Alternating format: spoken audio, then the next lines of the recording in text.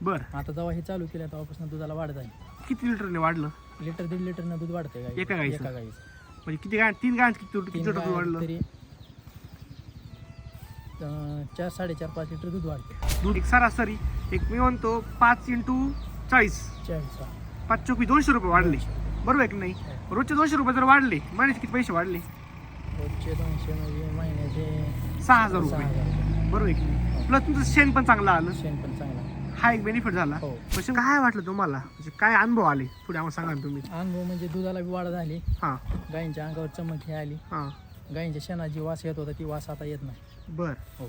Sir आता ही जी पोटी पडली आहे, बघू शकतो शेणात, ही जी पोटी पडली शेणाची ही एकदम गोल पडली. गोल पडली, पहिली पातळ होती. हा आता जी शेण आहे बघ, ही तुम्ही पूर्ण गोल आहे आणि एकदम घट्ट आहे.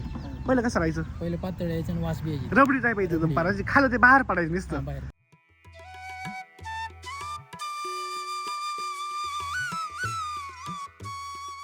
नमस्कार, नमस्कार. तुमचं इथं नाव आणि ॲड्रेस सांगा ना. सिराज सय्यद, हा. रुंदरगाव तालुका, माढा जिल्हा, सोलापूर. अच्छा, आता आपलं सोलापूरमध्ये महाडा तालुका, बरोबर आहे की नाही? हो. आता तुमच्या एक गाय आहेत, बरोबर आहे की नाही? सरासरी किती गाय आहे तुमच्यावाल्या? 3 आहे. 3 गाय आहेत. म्हणजे आता हे इकडे काय 2 बांधलेले आहे आणि एक खाली खाली आहे. चरायला बांधलेली, बरोबर आहे की नाही? तुम्ही मला एक सांगा, आता तुम्ही याला एक नवीन प्रयोग केला आहे, हो. म्हणजे औषध वापरलं आपलं याच्यामधलं, बरोबर आहे की नाही? आयुर्वेदिकमधलं. काय वाटलं तुम्हाला? म्हणजे काय अनुभव आले थोडे आम्हाला सांगा ना तुम्ही. अनुभव म्हणजे दुधाला बी वाढ झाली, हां गायींच्या अंगावर चमक हे आली, हां गायींच्या शेणाची वास येत होता ती वास आता येत नाही. बरं. हो. सरासरी तुम्ही आता गाय धंदा करताय, किती वर्षापासून करताय? ही तरी 10 वर्ष झाली. 10 वर्ष तुम्ही तर गायांचा बिझनेस करताय, बरोबर आहे की नाही? म्हणजे दूध घालताय डेअरीला, बरोबर आहे की नाही? तर 10 वर्षा पाठीमागं म्हणजे 10 वर्ष पण जाऊ द्या, आता 1 वर्षाच्या पाठीमागं काय विषय होता किंवा वापरण्या आधीचा काय विषय होता गाईचा? गाई दुधाला बी कमी येत होत्या त्या हा. टायमा, दूध बी निघत नव्हतं गायींचं. बरं. आता जेव्हा हे चालू केलं तेव्हापासून दुधाला वाढ झाली. किती लिटरने वाढलं? लिटर 1.5 लिटरनं दूध वाढते गाई एका गाईचं? एका गाईचं. म्हणजे किती गाय? 3 गाय किती 3 लिटर दूध गाय वाढलं? तरी 4, 4.5, 5 लिटर दूध वाढते. आज रेट काय हो? रेट आम्हाला बोलतंय 37-38 रुपये. 38 रुपये. हो. म्हणजे जर 5 लिटर दूध वाढलं तुमच्यावालं ही वापरल्यानंतर, म्हणजे 4 गायन मिळती, हो. बरोबर आहे? 3 गायन मिळती. मला सांगा तुम्ही साहेब किती पैसे वाढले?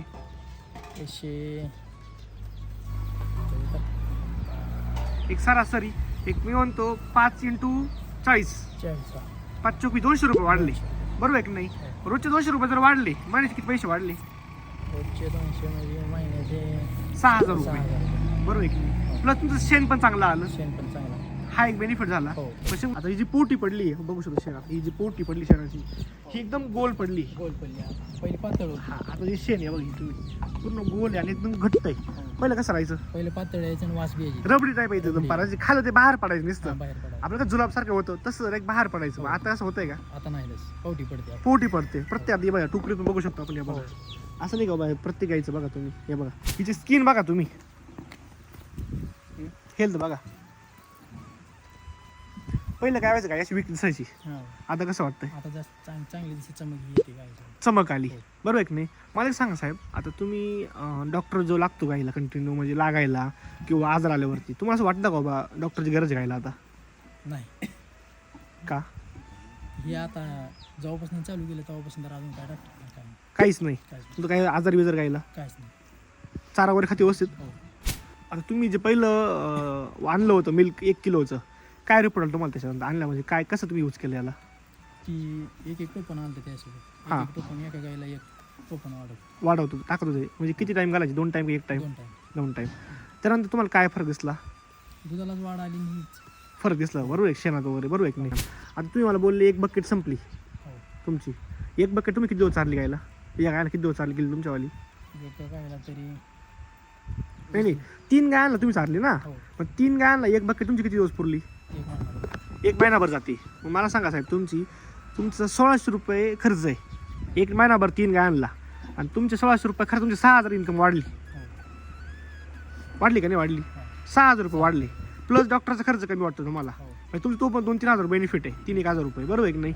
प्लस तुमचं शेण चांगलं पडलं, शेण चांगलं. मग तुमच्या शेणाचे पैसेचे ना, हो. चांगला शेणखत जर भेटलं शेतकरी 100% घेतो. घेतो. कारण की आजचं शेणखत आहे शेतीसाठी एकदम म्हणजे घातक आहे. हा.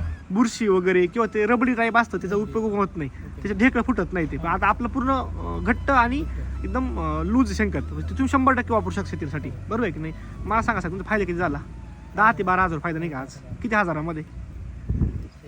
1600 मध्ये. आणि दुसरा मुद्दा साहेब, सगळ्यात मेन गाई चांगली राहते आपली, हो वीक होत नाही, आजार येत नाही. कारण की आज सगळ्यात मेन गायांमध्ये लंपी आजार आहे, दगडी आहे, म्हणजे बरोबर आहे की नाही? तसं काय म्हणजे यांनी 100% कंट्रोल आहे तुमच्यावाला, हो. आणि पूर्ण आयुर्वेदिक आहे. हो तुम्ही आता बघितलं असेल त्याचं ते म्हणजे घालताना वगैरे, बरोबर आहे की नाही? तुमचा एक मोबाईल नंबर सांगा जेणेकरून शेतकऱ्यांना तुम्हाला कॉन्टॅक्ट करता येईल. म्हणजे विचारतोय बाबा नक्की वापरलंय का, कसं वापरलं, किती ग्रामने वापरलं, तुम्हाला काय बेनिफिट भेटला. तुमचा एक मोबाईल नंबर सांगा. 87 हां. 93 91 98 आणि तुम्ही मटेरियल आणलं कुठून आहे मिल्क बुस्टरवर इथं माड्यातून. माड्यात? कोणाकडनं? शुभम सावंत. शुभम. नमस्कार साहेब. नमस्कार, माझं नाव शुभम शंकर सावंत, हां मित्रप्रेम कृषी केंद्र माडा. हां माझा मोबाईल नंबर 8806548010. ओके, धन्यवाद सर. धन्यवाद.